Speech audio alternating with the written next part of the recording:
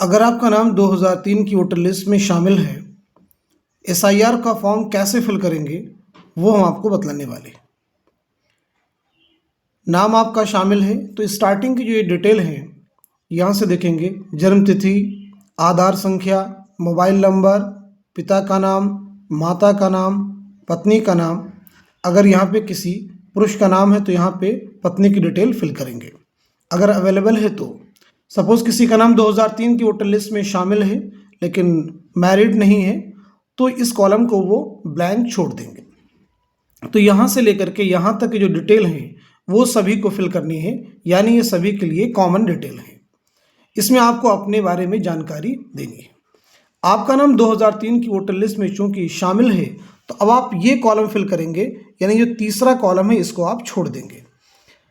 इस कॉलम में आप क्या फिल करेंगे ये समझने वाली बात है और यही बहुत अहम चीज़ है, क्योंकि यहाँ पे जो डिटेल है इसके लिए अगर इस क्यूआर कोड को स्कैन किया जाएगा तो ये सारी डिटेल वहाँ पे आपकी फेच होकर आपके सामने आ जाएंगी। इस सेकंड कॉलम को भरने के लिए आपको 2003 की या 2002 की जो वोटर लिस्ट है उससे डिटेल आपको निकालनी होंगी।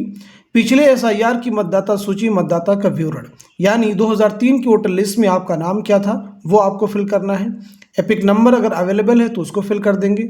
संबंधी का नाम क्या था, यानी ये जो वोटर हैं उनके पिता का नाम क्या था वो आप फिल करेंगे, या माता की डिटेल है तो माता का नाम फिल करेंगे। फिर इन दोनों में संबंध क्या है, ताल्लुक क्या, रिलेशन क्या है वो यहाँ पे आप संबंध में फिल करेंगे। ज़िले का नाम क्या है, राज्य का नाम क्या है और विधानसभा क्षेत्र का नाम क्या है। साथ ही साथ में यहाँ पे एक बहुत अहम चीज़ है, कई बार यहाँ पे लोग गलती कर रहे हैं, विधानसभा जो क्षेत्र है आपका वो वर्तमान का डाल दे रहे हैं, यानी करंट में जो आपका विधानसभा नंबर है वो आपको नहीं फिल करना है। 2003 की वोटर लिस्ट में जो आपका विधानसभा नंबर है वो आपको यहाँ फिल करना है। भाग संख्या उस समय क्या थी वो आपको फिल करना है और ये क्रम संख्या आपको वोटर लिस्ट मिल जाएगी, यानी वोटरों के जो नाम होते हैं वो क्रमवार आते हैं, तरतीब में होते हैं, एक ऑर्डर में होते हैं। तो जिस सीक्वेंस में आपका, यानी जिस जगह आपका नंबर उसके सामने आप देखेंगे सबसे स्टार्टिंग में, तो आपको क्रम संख्या मिलेगी, उसके बाद मकान नंबर, उसके बाद आपका नाम। तो सबसे पहले क्रम संख्या आप यहाँ पे फिल कर देंगे वोटर लिस्ट से। तो इस तरह से अगर आपका नाम 2003 की वोटर लिस्ट में शामिल है तो ये फॉर्म फिल करेंगे, नीचे यहाँ पे देखेंगे साइन कर लेंगे और एक बीएलओ के द्वारा भी साइन आप करवा लेंगे।